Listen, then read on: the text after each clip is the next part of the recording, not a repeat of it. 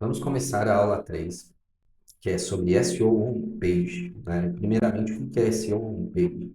É todo SEO que envolve mexer de alguma forma no código da página, né? Então, é o SEO que a gente vai estar mexendo ali, trabalhando ali de alguma forma. Agora, ele vai ficar um pouco técnico o conteúdo. Eu vou tentar explicar o máximo possível de cada uma das tags, mas o objetivo aqui não é fazer você sair daqui um programador, que você vai sair editando códigos HTML, mas sim entender a importância de cada um desses termos, né? E eu estou trazendo aqui alguns que são os mais importantes e que, na maioria dos gerenciadores de conteúdo, ou seja, se você mexe com WordPress, mexe com Joomla, mexe com Magento, mexe com Vtex, enfim, qualquer desses que você for mexer ou trabalhar, lá vai ter campos que, ao você alterar, né, eles vão ser convertidos em HTML e são justamente essas tags que a gente vai estar vendo aqui, né?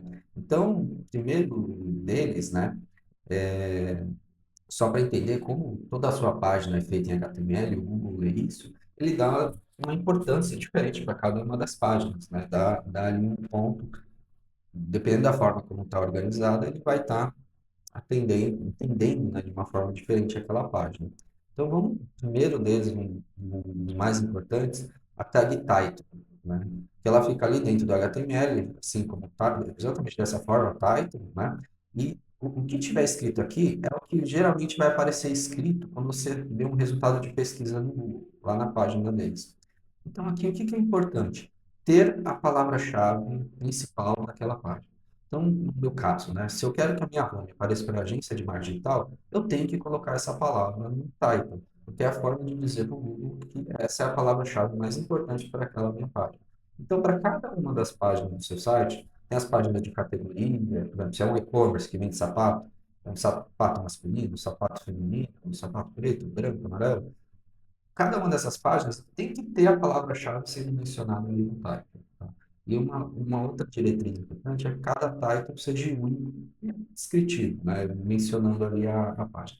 O outro tag importante, essa já não tem um fator de ranqueamento, mas ela é importante ser preenchida, é o meta tag description, que a gente chama. Ela tem esse formato, fica lá dentro, e geralmente o que é preenchido lá, ele vem aqui para baixo, para essa linha aqui de baixo, né? Também é outro local que precisa ser preenchido. Se tiver palavra-chave é interessante.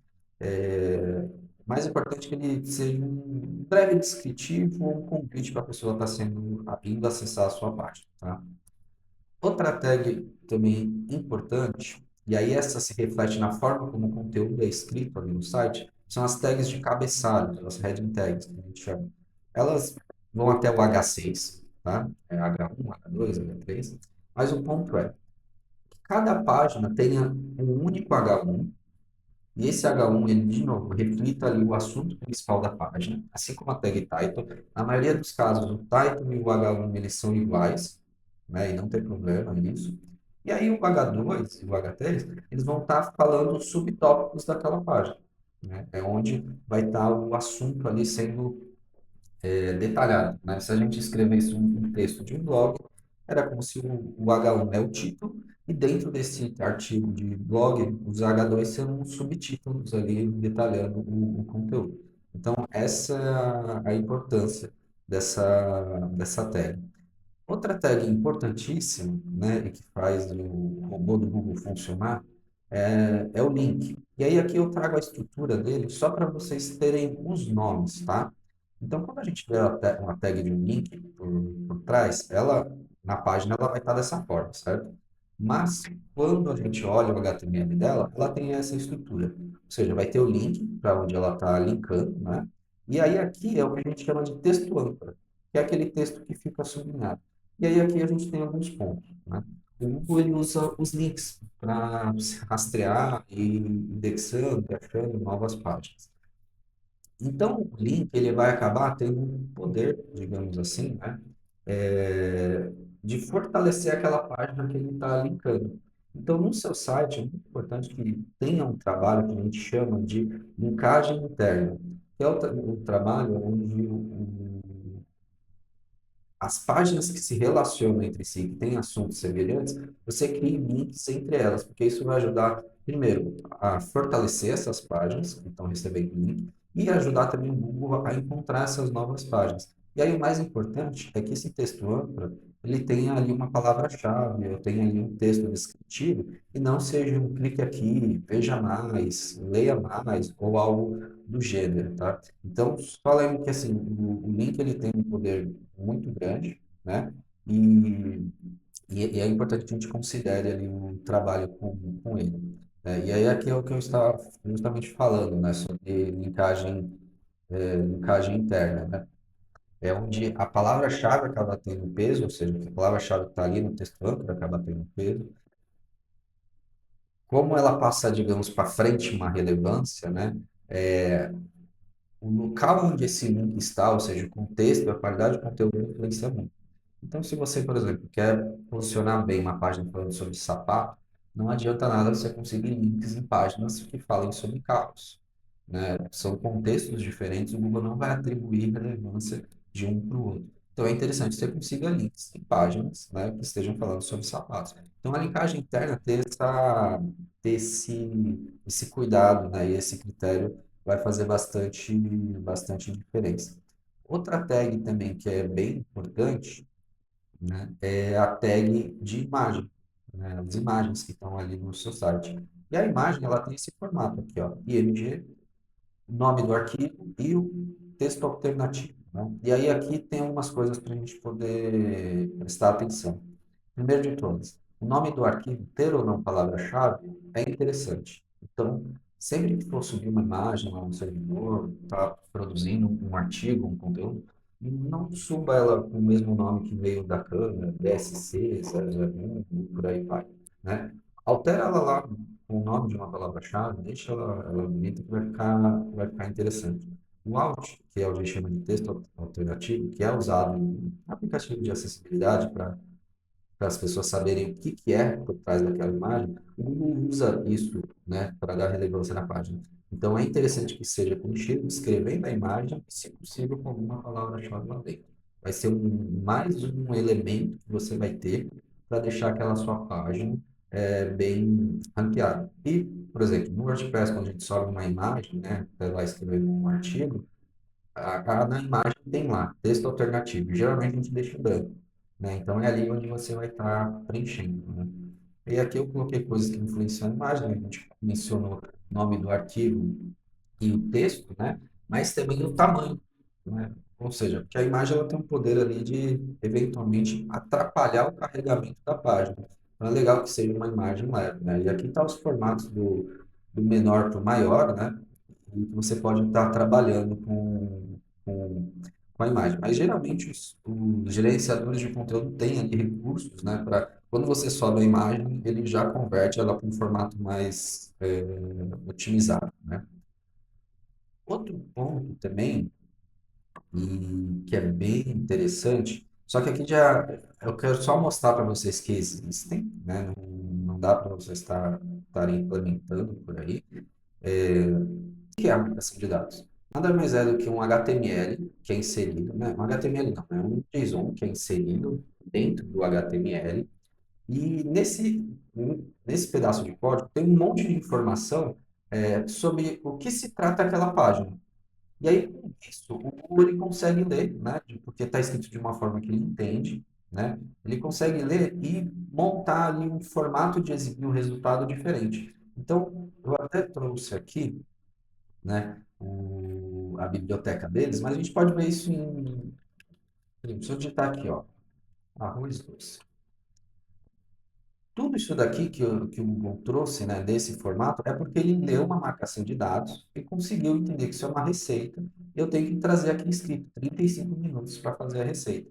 Então, o Google, né, e aí é interessante, eu vou disponibilizar esse link aqui, vocês verem para o seu modelo de negócio, né, quais são as marcações de dados, ou melhor, os dados estruturados, que fazem sentido. Então, tem para artigo, tem para livros, tem para navegação estrutural, os carrossel, cursos, né, para quem dá curso, perguntas e respostas, tem para eventos.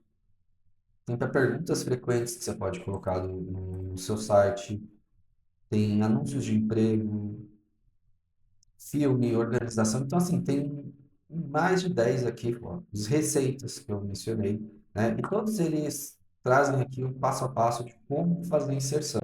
Então, poxa, se você sabe que no seu site tem receita, o primeiro passo é validar com o seu time. Tá com os dados estruturados e implementados? Não tá? Então, ok. Então, seguem isso daqui, esse material, para vocês estarem fazendo a implementação. E aí, voltando, né? Além disso, a gente tem também o robots.txt. Ele é um arquivo de texto. Vocês podem, na verdade, até verificar no site de vocês se existe. Você vai digitar ali o nome do site de vocês, vai colocar barra robots.txt. Se aparecer carregar um arquivo como esse daqui, é porque ele existe, né? E foi provavelmente colocado sozinho pelo sistema ou algo do gênero. Ou ou se não tem, né, ele não vai gerar nenhum prejuízo, né? O problema aqui é que esse arquivo, e aí por isso que eu trouxe aqui, de novo, é um conteúdo mais técnico, mas esse arquivo ele tem o poder de falar para o Google, olha, eu não quero que você indexe meu site. Então é interessante, né? Se caso vocês olharem, se tiver escrito aqui, ó, desaula, tipo, só uma barra, nada mais, você está falando para o Google que não quer que ele indexe o seu site. Então é interessante ver, né? Só para ver como que ele está.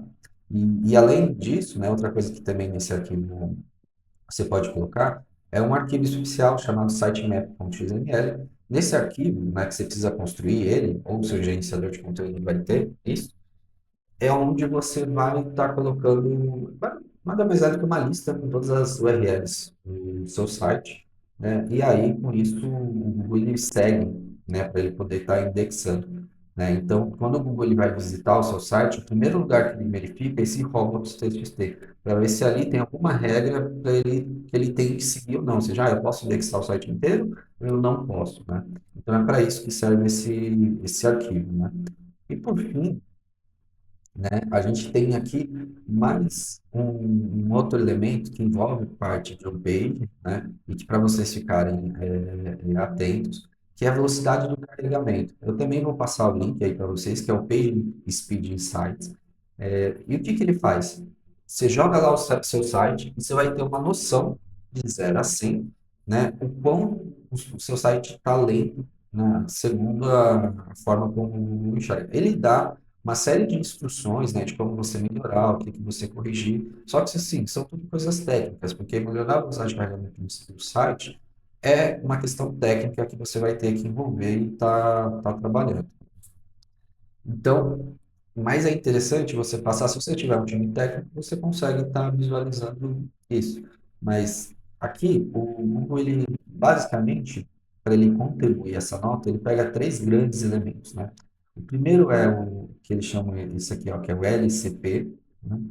Que está demorando 11 segundos, que nada mais é quanto tempo está demorando o maior elemento dessa página carregar, né? Para ele ficar disponível, né? O próximo é que ele trabalha também, se o layout tem alguma mudança.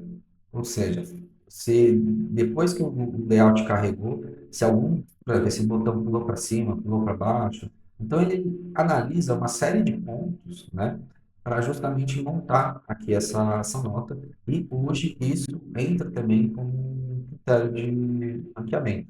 Não tem um peso tão gigantesco, mas tem um peso. Aí ele olha isso tanto no desktop quanto no mobile. Então, é interessante que isso seja analisado e trabalhar para ficar o mais próximo de 100 possível. Nem todos os gerenciadores de conteúdo vão ser possíveis fazer isso, mas o interessante é trabalhar para conseguir isso, tá? E a gente fica por aqui com essa aula, vamos para a próxima.